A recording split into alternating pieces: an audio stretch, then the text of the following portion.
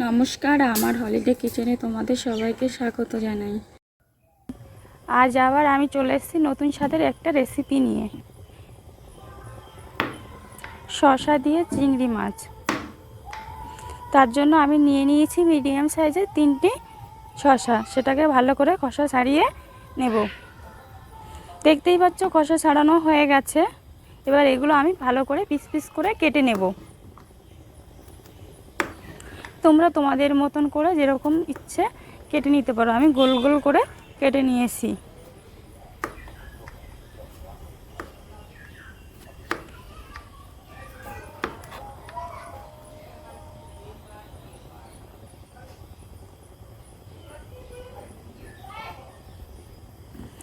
এইভাবে আমি সবকটি শসা কেটে নেব।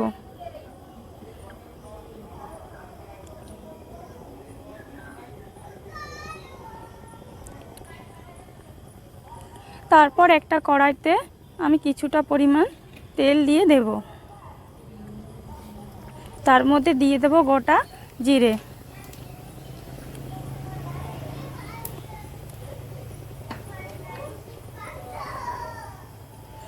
তার মধ্যে দিয়ে দেব পেঁয়াজ কুচি,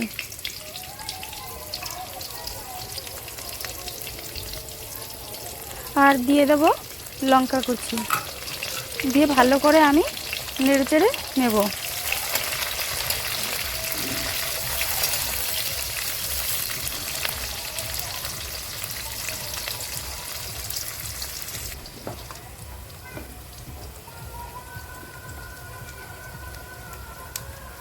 তার মধ্যে দিয়ে দেব জিরে গুঁড়ো, হলুদ গুঁড়ো,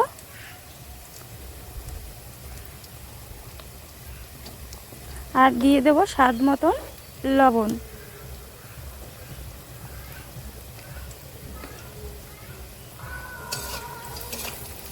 তারপর আমি আবার ভালো করে নেড়ে চেড়ে নেব। যখন পেঁয়াজটা একটু লালচে ভাব হয়ে এসছে তখন আমি দিয়ে দেব চিংড়ি মাছ। চিংড়ি মাছ দিয়ে আমি আবার 2 মিনিট ভালো করে নেড়ে চেড়ে ভেজে নেব।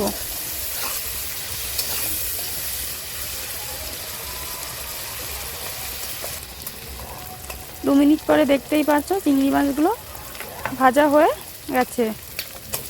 এর মধ্যে দিয়ে দেবো কেটে রাখা শসা। শসা দিয়ে আমি আবার ভালো করে নেড়ে চেড়ে নেব।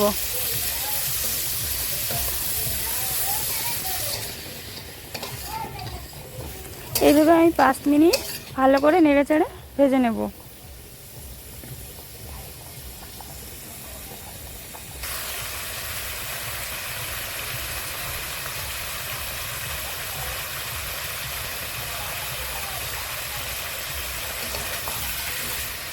এবার মাঝে মধ্যে একটু নেড়ে চেড়ে নেব যাতে শসাগুলো কড়াইতে লেগে না যায়।